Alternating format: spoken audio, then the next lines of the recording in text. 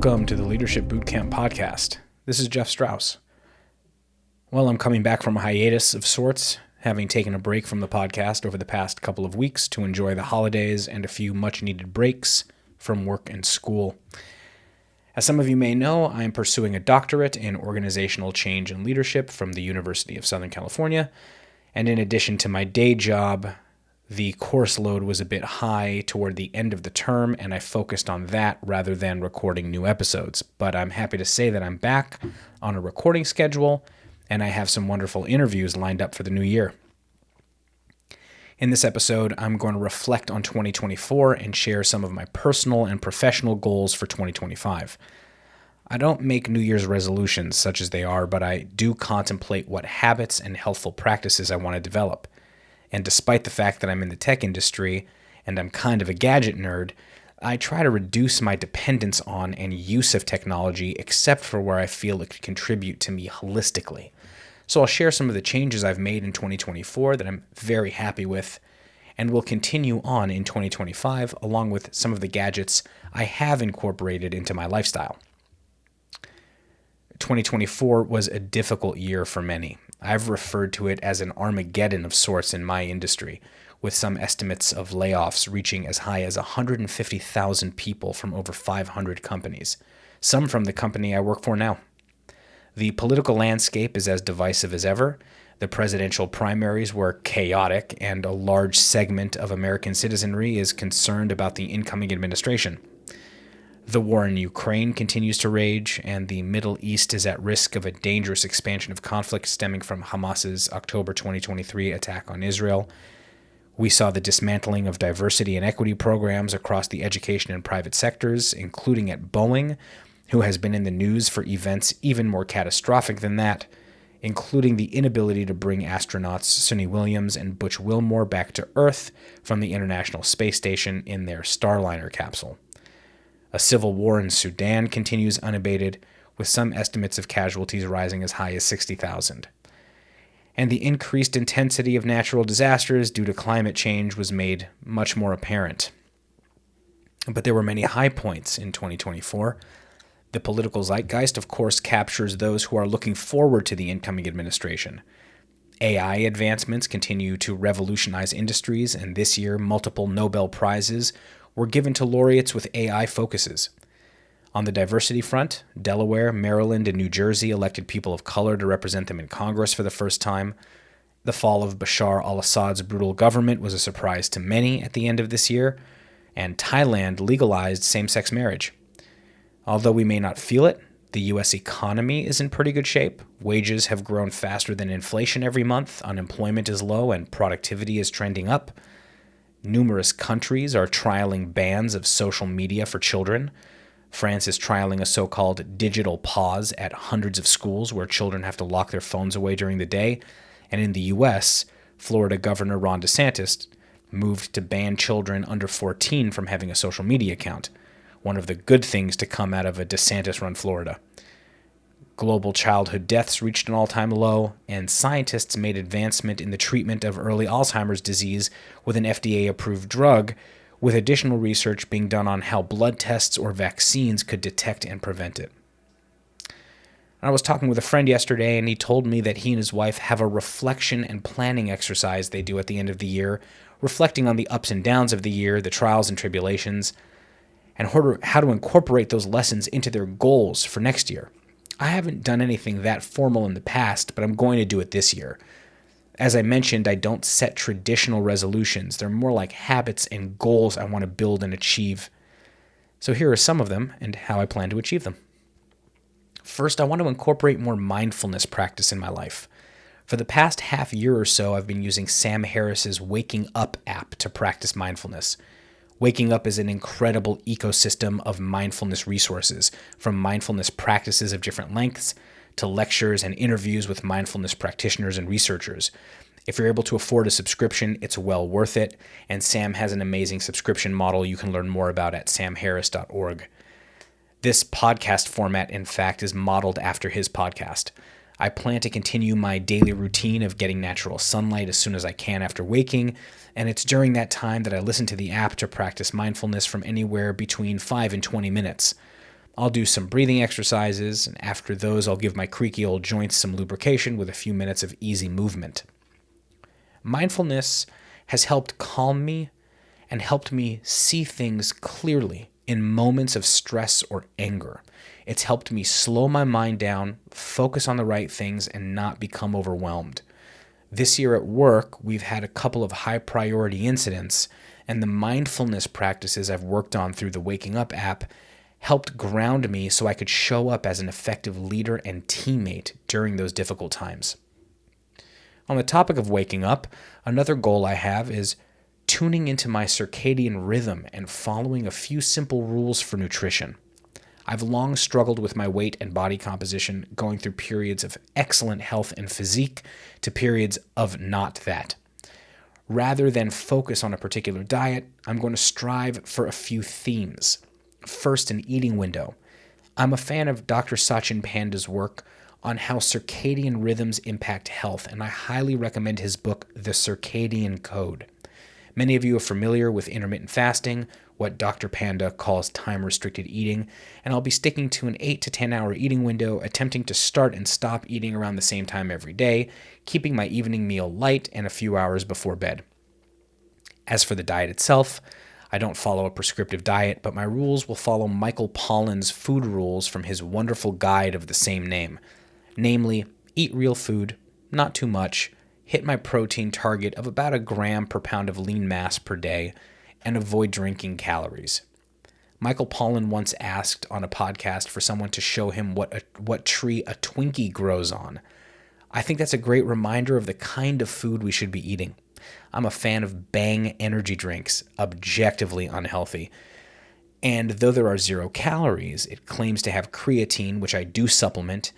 There's no such flavor as purple haze or blue lightning in nature. Thus, I bid them adieu in 2025. I'm also eliminating alcohol from my diet except for very special occasions here or there.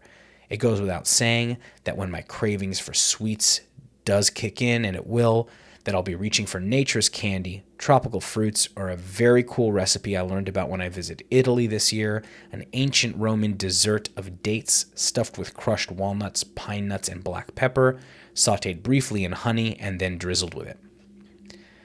This year, I began putting my phone in another room around 9 p.m. when I turned off all the screens in the house and started winding down for bed. Even if you don't wind down quite that early, keeping the phone in another room has had a huge impact on my sleep quality, and I suspect it will do the same for you. I don't have a TV in my bedroom. I'm quite against that. So when I'm in there, I just have a book and a dim book light or my Kindle on dark mode. I've also replaced the bulbs in a lot of the lamps and lights around the house with blue light blocking bulbs. After less than a week of this habit, I found that I was sleeping better and waking up before my alarm clock. On the nights I bring my phone into the bedroom, there is a noticeable decrease in sleep quality. Dr. Panda writes in the Circadian Code that a great morning starts the night before, and he is absolutely right. I plan to continue this habit into 2025 because it's made one of the biggest differences to my health. My final habit is movement every day. My prior, quote, resolutions, unquote, included something like going to the gym 4 days per week, and when I fell off the wagon or school got busy or I couldn't make it to jujitsu, I felt guilty. Now my habit is simple. Move every day. If it's a full-on jujitsu class for 2 hours or if it's a 20-minute walk, everything counts and everything's a win. This mindset shift has taken a lot of pressure off me and reframed the habit so that I don't engage in negative self-talk or feel guilty if I don't beat myself up on the mat or under a barbell, but I feel accomplished with some easy movement and like a real winner if it's something more. All of these habits help to improve so many aspects of life, like mindset, mood regulation, energy, clarity of thought, ease of recollection, ease of learning, pain management, body composition, performance, the list goes on and on. But it also helps me show up better as a leader. I can apply more knowledge to my management practices. I'll improve my own efficiency and can extend those benefits to my team as we improve our collective efficiency. The more I learn about the importance of physical and mental well-being, the more I realize how interconnected it is with work and how its improvement can actually improve my well-being at work, which if you've watched any of my lecture series, you understand the importance. I'd like to share some of my favorite apps and talk about how they're going to help me achieve my goals and build my habits and why I find them so useful. The first is Obsidian, which I'm writing the script for this episode in, and what I use to take notes on the books I read, the classes I take, use as my brief daily journal, and how I link my thinking together to help me write content for the Leadership Bootcamp and learn new things. Obsidian is a free app available on all platforms, and it's quite honestly changed my life. I won't go into the weeds on this great tool as there are dozens, if not hundreds of hours of video on how you can use it to organize your life on YouTube, but I'll give you a brief rundown. Obsidian creates notes, which are simply files in a non-proprietary format, and its power comes from its ability to link notes together and parts of notes together. The simplest example I can describe verbally for how this is extremely useful is this. I take notes on almost every book I read, and in the past, those notes have gone into a folder about that book. So if I read a book on Julius Caesar's wartime strategies in January, and I read a book on the military finding Osama bin Laden in July, and a whole bunch of books in between, all those notes on those topics would go into their own respective folders or notebooks if I'm writing by hand, and the only time I'd link concepts together, like if the US military's approach to hunting bin Laden shared some characteristic with Caesar's strategy for forcing the surrender of Vercingetorix in Gaul, is if I happen to remember it or if I decided to start hunting for it through my notes. In Obsidian, I can simply link concepts together. So if both Caesar and the Navy SEALs shared a particular battlefield strategy, it would be immediately apparent. In this way, I'm able to link concepts from sources I would have never thought had anything to do with one another, and it leads to really creative insights. Obsidian has helped me be a better learner and thinker. In particular, this method has been transformative for my schoolwork because I can easily link concepts between classes I'm taking or classes I've taken, which helps me reinforce learning and is a great foundation for writing papers. You can extend this philosophy to taking meeting notes by linking concepts in a meeting note with a note on a person, or concepts between meetings, or really any concept you can think of. People call Obsidian a second brain, and I find that to be really true. The next gadget I like is one I've been using for years and now has some competition in the market. It's my Remarkable tablet, an e-ink tablet that does nothing but let you write. It doesn't have a web browser, no apps, nothing. I love writing by hand, and I think the slow death of cursive as a form of communication is shameful. So I take most of my notes and do my daily journaling by hand, which I then transfer to Obsidian by either typing these notes in manually, which I find sometimes helps reinforce the content, or I'll use an AI tool on my exported Remarkable notes to turn the cursive into printed text to copy-paste into Obsidian. You can load a number of different file formats on the Remarkable, like PDFs and EPUBs for books, and annotate on them directly, then export those annotations. Because it doesn't emit much, if any, blue light, I sometimes read or write on it before bed without worrying about it throwing melatonin production out of whack. You can see Dr. Panda's book I mentioned for more on that. Now, I do prefer to read a physical book over a book on a screen, but when I need to read a digital book, I'll use my Kindle, which I got earlier this year after years of resistance. I usually read science fiction on it because I don't usually purchase that genre to go on my bookshelves, but there are occasions where I'll get a book in Kindle format and then buy the physical copy if I really want it on my bookshelf. My wife and I went to Italy a few months ago, and I read 3 books during the trip on my Kindle. Being able to do that without lugging 3 books along was great. It's also cool that I can highlight passages of text on my Kindle, and I use a service called Readwise to sync my Kindle highlights directly into my Obsidian vault, so things I highlight in my Kindle books show up as notes in Obsidian seamlessly. This makes note-taking and linking those concepts super easy because I can do it on the go. Okay, now for a gadget I gave up this year that I'm very happy about. My Apple Watch. I'd never had an Apple Watch, and earlier this year my wife got one. So on one of our walks around the neighborhood, she answered a phone call on it, and although that's old news for an Apple Watch nowadays, I thought it was really cool. Until I got one and emails and texts and everything were coming into it. Even changing the settings so that those things stayed on my phone, I started feeling tethered to it. Like if I wasn't wearing it, I was missing something. I didn't like that feeling, so I made the decision to sell it. Honestly, I'm glad I did because I haven't missed it since. When I'm away from my phone or it's on Do Not Disturb mode, I don't have a compulsion to check my watch in case I've missed anything. I'm not obsessing over hitting my calorie burning goals for a workout or how my sleep was. I think not stressing about that stuff helps me sleep better and enjoy my workouts more anyway.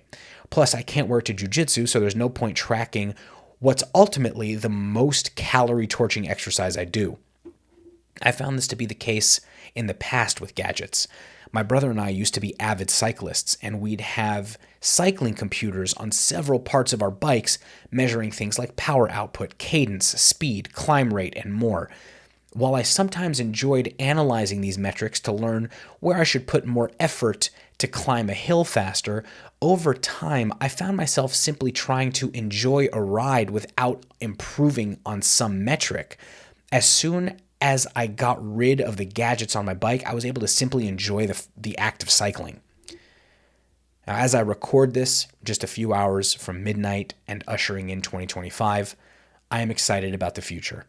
I'm excited about continuing my self-development and excited about how I can improve the lived experience of others by improving myself. I'm excited and also a little scared about the discipline I'll need to exhibit to build some of these habits and how that discipline is in and of itself a habit I should focus on building. I'm excited about new phases and transitions that my life will move through in 2025, whatever those may be. I want to embrace them with positivity, curiosity, and openness. I want to learn more and teach more. I'll look for inspiration everywhere. I'll be discouraged and have setbacks, but I'm resolved to handle them with grace, resilience, and energy. And I'll be grateful for the opportunities I get, the kindnesses I receive, and the lifted burdens. And I will pass those opportunities, kindnesses, and lifted burdens on to others. I want to improve my standing as a husband, son, brother, and friend in the eyes of the people I care about and love. And I want to ring in the new year sound asleep with a white noise machine in a dark, cool room so I can awaken on January 1st, 2025, feeling rested and ready to take on the day. Happy New Year to you and yours, and I hope you continue to enjoy this podcast in 2025.